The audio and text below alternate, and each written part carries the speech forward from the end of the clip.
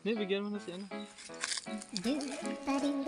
What's up guys? So nandito kami ngayon sa baryo Manggahan. Ito nga po pala ang aking kaibigan, si Ka Ernie. At ito naman po ang kanyang mapapangasawa na si Rose. Ayan po. Medyo mahihayin naman po siya. Pero meron po kami dito mission talaga na manguha ng mangga. Medyo mataas nga lang kataas ang taglan. Saka hindi ko abot oh. Dito po abot yung mangga. Medyo mataas po siya. Dito po talaga. Ayan po mga mangga. Nakikita niyo yung mangga. Ano, kukuha tayong mangga? Akitin natin sa puno? Ha? Ano akitin?